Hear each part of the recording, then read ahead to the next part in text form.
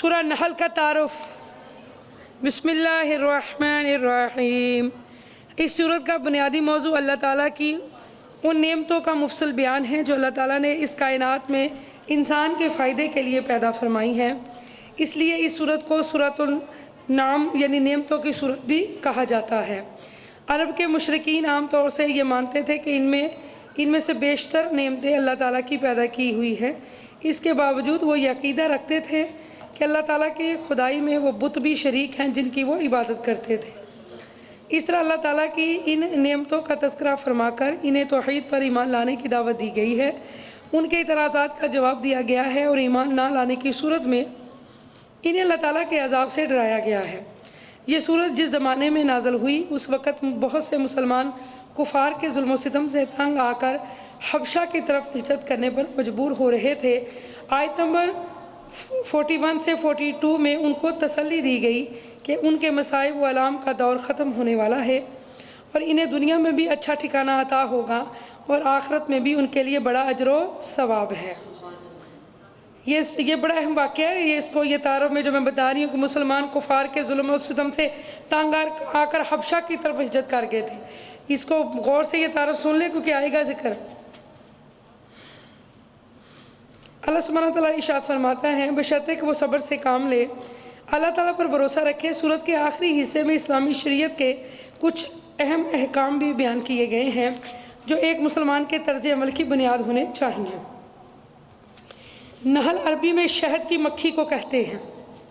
اس سورت کی آیت نمبر 68 میں اللہ تعالیٰ نے اپنے انعامات کا تذکرہ کرتے ہوئے شہد کی مکھی کا حوالہ دیا ہے کہ وہ کس طرح اللہ کے حکم سے پہاڑوں اور جنگلوں میں اپنے چھتے بناتی اور شہد پیدا کرتی ہے۔ اس لیے سورت کا نام نحل رکھا گیا ہے۔ سبحان اللہ، سب بولے اللہ اکبر۔ نحل عربی میں کس کو کہتے ہیں؟ شہد کو۔ سبحان اللہ۔ چلیں جی، بسم اللہ الرحمن الرحیم۔ اللہ کے نام سے شروع جو نہایت مہربان اور ہمیشہ اتی امر اللہ فلا تستعجلوہ سبحانہ وتعالی عما یشرکون۔ اللہ کا وعدہ قریب آ پہنچا سو تم اس کے چاہنے میں عجلت نہ کرو۔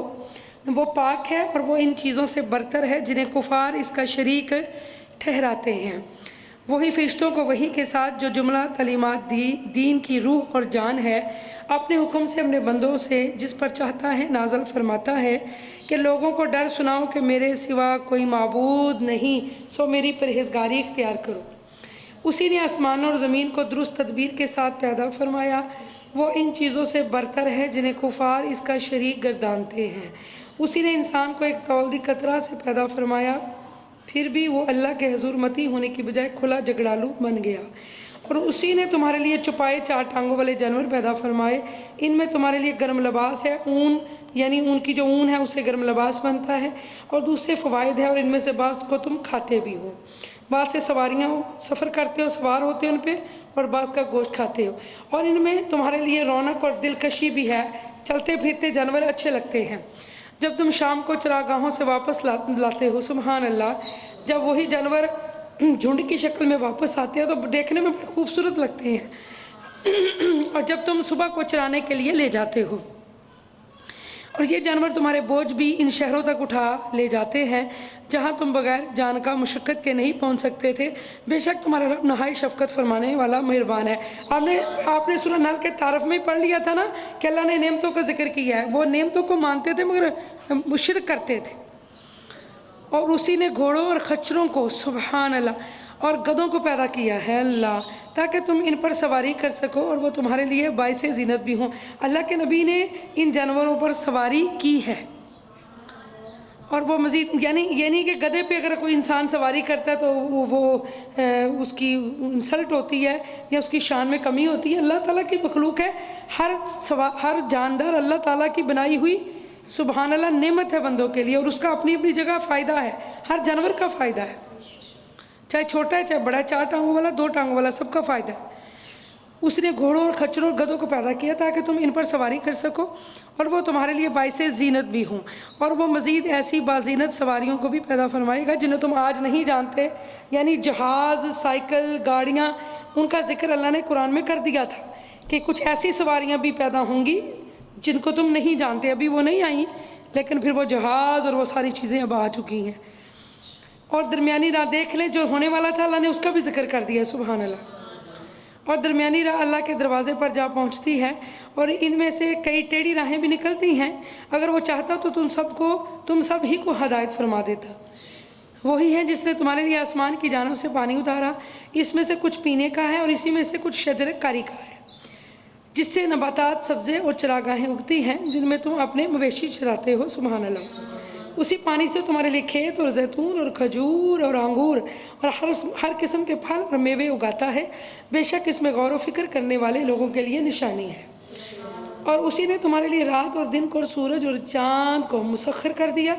तमाम सितारे भी उसी की तदबीर से निज़ाम के पाबंद हैं। बेशक इसमें अक्ल रखने वाले लोगों के लिए निशानियाँ हैं। और हैवानात और नबातात और मदनियात वगैरह में से बकिया जो कुछ भी इसने तुम्हारे लिए ज़मीन में पैदा फरमाया, सुबहान अल्लाह। जिनके रंग यानी जिनसे ये कस्में ख़ास और मुनाफा अलग अलग हैं, सब तुम्हारे लिए मुसख्खर हैं। बेशक इसमें नसीहत कबूल करने वाले लोगों के लिए निशानी है। और वही है जिसने फ़ज़ा और बर के अलावा बहर यानी दरियाओं और समंदरों को भी मुसख्खर फरमा दिया ताकि तुम इसमें से ताज़ा और पसंदीदा गोश्त खाओ, सुबहान अल्लाह। अल्लाह अल्लाह अल्लाह। मछलियाँ, और तुम इसमें से मोती वगैरह निकालो जिन्हें तुम ज़िबाइश के लिए पहनते हो। और ए इंसान, तुम कश्तियों और जहाज़ों को देखता और ए इंसान, तू कश्तियों और जहाज़ों को देखता है जो दरियाओं और समंदरों का पानी चीरते हुए इसमें चले जाते हैं। देखता है ना तू, सुभान अल्लाह, जो दरियाओं और समंदरों का पानी चीरते हुए इसमें चले जाते हैं। और ये सब कुछ इसलिए किया ताकि तुम दूर दूर तक इसका फजल यानी रिज़्क़ तलाश करो, और ये कि तुम शुक्रगुजार बन जाओ। और इसने ज़मीन में मुख्तलिफ हदों को वहाँ मिलाकर भारी पहाड़ बना दिए ताकि ऐसा ना हो कि कहीं वो अपने मदार में हरकत करते हुए तुम्हें लेकर कांपने लगे। और नहरें और कुदरती रास्ते भी बनाए ताकि तुम मंजिलों तक पहुँचने के लिए राह पा सको। अल्लाह ने मेखें गाड़ दी ज़मीन में ताकि ज़मीन जो है वो कांपे ना, और दिन को राह तलाश करने के लिए लामतें बनाई, अल्लाह। और रात को लोग सितारों के ज़रिए भी राह पाते हैं। क्या वो खालिक जो इतना कुछ पैदा फरमाए, इसके मिसल हो सकता है जो कुछ भी पैदा ना कर सके? क्या तुम लोग नसीहत कबूल नहीं करते? यानी देख ले, इतनी सारी नेमतों का जिक्र करके अल्लाह ने फरमाया कि फिर भी तुम अक्ल नहीं रखते, फिर भी तुम बुतों की पूजा करते हो, जबकि सारी नेमतें तो तुम्हें अल्लाह ताला ने दी हैं। और अगर तुम अल्लाह की नेमतों को शुमार करना चाहो, सुबहान अल्लाह, वाइन ताउदू नेमत अल्लाह ही लतुक्सुहा, फिर ये आयत आ गई, पीछे भी हमने पढ़ी है।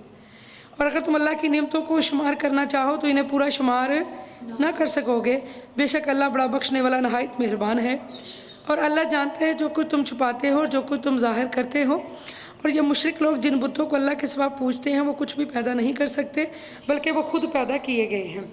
वो मुर्दे हैं, ज़िंदा नहीं, और इन्हें इतना भी शऊर नहीं कि लोग कब उठाए जाएंगे। और जो अल्लाह का जिक्र ना करे वो भी मुर्दा है।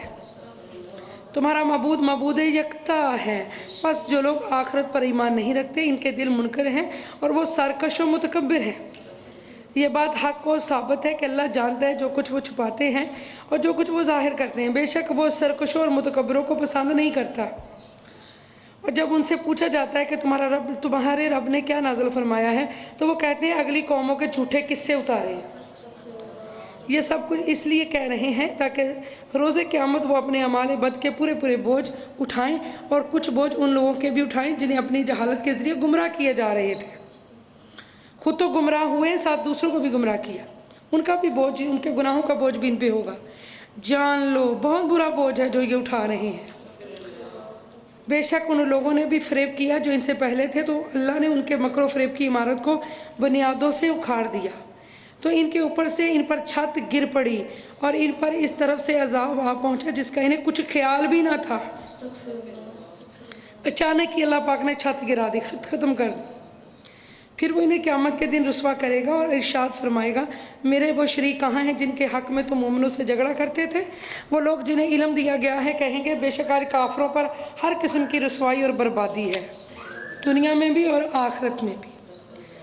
جن کی روحیں فرشتے اس حال میں قبض کرتے ہیں کہ وہ اپنی جانوں پر بدستور ظلم کیے جا رہے ہیں، سو وہ روز قیامت اطاعت فرما برداری کا اظہار کریں گے اور کہیں گے ہم دنیا میں کوئی برائی نہیں کیا کرتے تھے، کیوں نہیں؟ بے شک اللہ خوب جانتا ہے جو کچھ تم کیا کرتے تھے، بس تم دوزخ کے دروازوں سے داخل ہو جاؤ اور تم اس میں ہمیشہ رہنے والے ہو۔ استغفر۔ سو تکبر کرنے والوں کا کیا ہی برا ٹھکانہ ہے۔ دیکھیں ہم بار بار پڑھ رہی ہیں کہ تکبر تکبر تکبر، اور سرکش لڑائی کرنے والے جھگڑالو فسادی لوگ وہ جہنم میں جائیں گے۔ تو اگر کسی میں یہ ایسی خرابی ہے تو وہ دور کر لے اپنی خرابی۔ اور پرہیزگار لوگوں سے کہا جائے گا جو پرہیز کرتے ہیں بری چیزوں سے کہ تمہارے رب نے کیا نازل فرمایا ہے؟ وہ کہتے ہیں دنیا اور آخرت کی بھلائی اتاری ہے ان لوگوں کے لیے جو نیکی کرتے رہے ہیں۔ اس دنیا میں بھی بھلائی اور آخرت کا گھر تو ضرور ہی بہتر ہے، اور پرہیزگاروں کا گھر کیا ہی خوب ہے۔ سدا بہار باغات ہیں جن میں وہ داخل ہوں گے، یہ جی انعامات ہیں جن کے نیچے سے نہریں بہہ رہی ہوں گی، ان میں ان کے لیے جو کچھ وہ چاہیں گے میسر ہوگا۔ اس طرح اللہ پرہیزگاروں کو صلہ عطا فرماتا ہے۔ جن کی روحیں فرشتے اس حال میں قبض کرتے ہیں کہ وہ نیکی اور طاعت کے باعث پاکیزہ اور خوش و خرم ہوتی ہیں۔ روح کیسے نکلتی ہے؟ نیکی سن لیں۔ اور ان سے فرشتے قبض روح کے وقت، یعنی روح جب نکالتے ہیں تو نیک روحوں سے فرشتے کہہ دیتے ہیں کہ تم پر سلامتی ہو، سلام علیکم۔ فرشتہ اس کو سلام کرتا ہے، جس نیک بندے کو بتاتا ہے کہ میں تجھے لینے آ گیا ہوں، نیک بندے کو سلام کرتا ہے، پھر کہتا ہے تم جنت میں داخل ہو جاؤ اور ان اعمال صالحہ کے باعث جو تم کیا کرتے تھے۔ یہ اور کس چیز کا انتظار کر رہے ہیں سوائے اس کے کہ ان کے پاس فرشتے آ جائیں یا آپ کے رب کا حکم عذاب آ پہنچے؟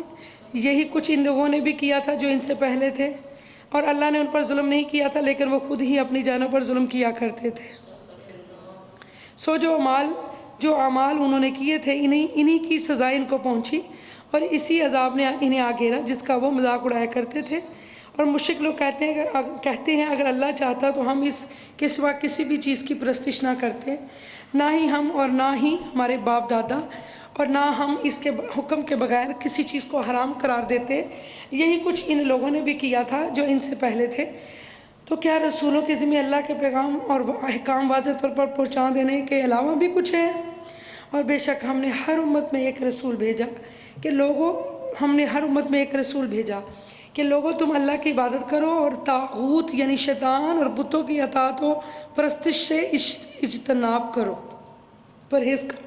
سو ان میں سے بعض وہ ہوئے جنہیں اللہ نے ہدایت فرما دی، اور ان میں سے بعض وہ ہیں جن پر گمراہی ٹھیک ثابت ہوئی۔ سو تم لوگ زمین میں سیر و سیاحت کرو اور دیکھو کہ جھٹلانے والوں کا کیا انجام ہوا۔ ساری بستیوں کو دیکھ لو،